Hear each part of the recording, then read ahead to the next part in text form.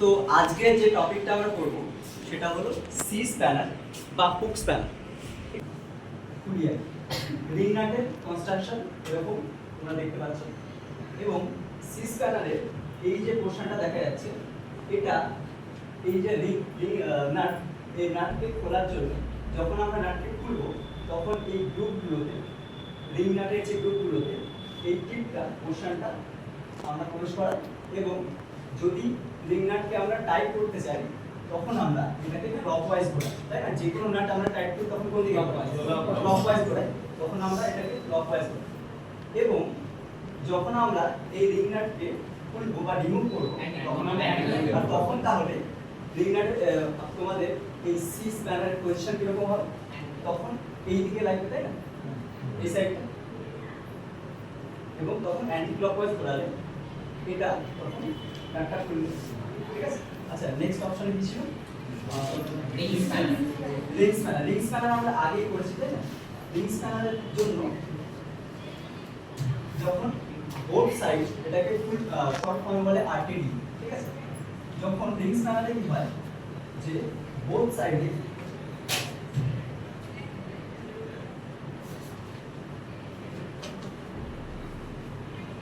Both side, এখানে সাধারণত আমরা রাফ ইমেজ আছে, বোথ সাইড যেমন ওপেন এন্ডেড স্প্যানারে দুদিকেই খোলা থাকে যাতে জবটাকে আমরা, নাটটাকে আমরা বা বোল্টটাকে পুশ করতে পারি, তাই না?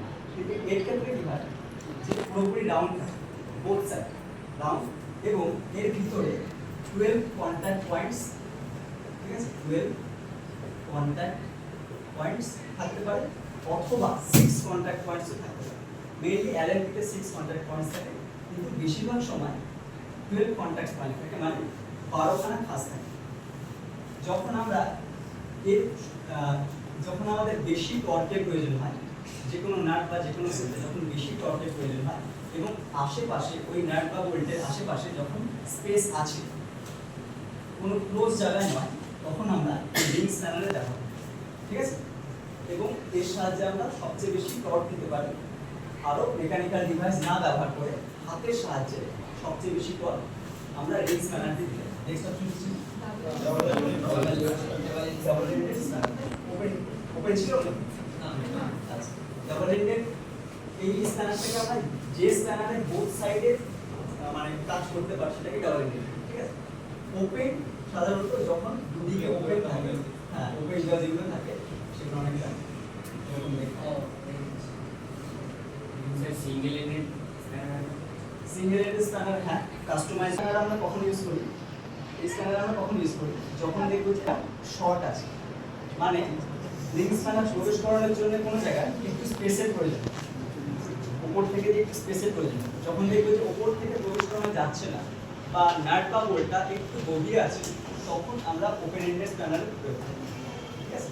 এর দুটো জব, ওই জন্য ওপেন জব। জব বলতে আমরা কি বুঝি? জব বলতে চোয়ালকে বোঝাতে, তাই না?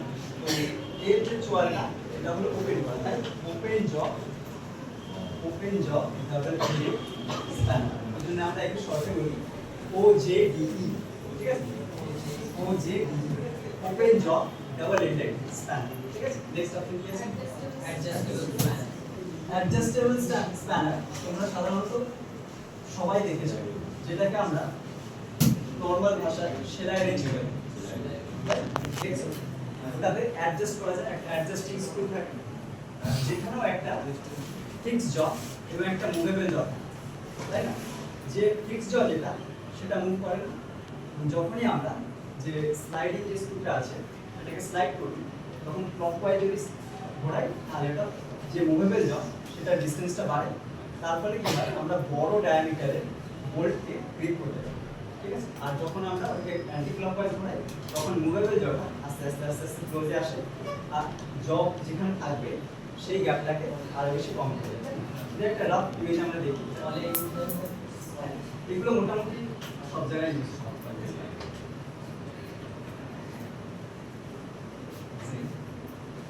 মোটামুটি একটা রাফ ইমেজ দেখানোর চেষ্টা করছি।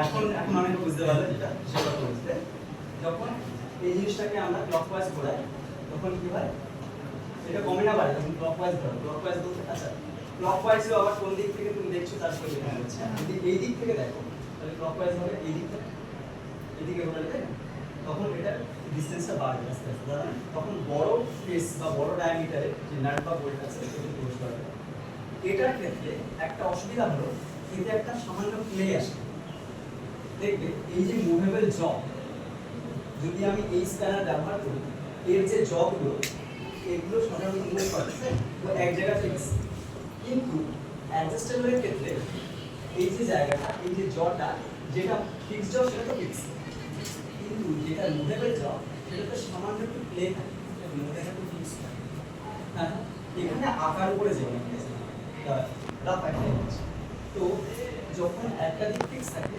যেটা মুভেবল জব সেটা সবসময় দেখতে হালকা একটা প্লে থাকবে তাই না মেকানিক্যাল জিনিসটা আস্তে আস্তে জিনিসটা এটাকে স্লাইড করতে করতে ঘষে যাবে ঘষে যাওয়ার পরে একটা সামান্য প্লে চলে আসে ঠিক আছে প্লে আসার ফলে যখন আমরা কোনো বোল্ট দিই তখন যেখানে একটা হেক্সাগোনাল বোল্ট রয়েছে হেক্সাগোনাল বোল্ট রয়েছে বা নাট রয়েছে তো ওর ক্ষেত্রে যখন এই মুভেবল জবটাতে একটা প্লে আসবে সামান্য একটা মিলিমিটার বা ফ্র্যাকশন অফ মিলিমিটার বা মিলিমিটার বেশি একটা গ্যাপ চলে আসবে তখন কি হবে তুমি যে টর্কটা দেবে সাইড করার জন্য তখন এই গ্যাপটার জন্য এই জায়গাটা স্পেস আসবে আর তোমার যে তুমি যে টর্কটা প্রয়োগ করছো যে মোচড়টা প্রয়োগ করছো সেটা কিছু না হলেও ফলস হবে কিছুক্ষণ সময়ের জন্য ফ্র্যাকশন ঠিক আছে কিন্তু এটা কোনো মাল্টিপারপাস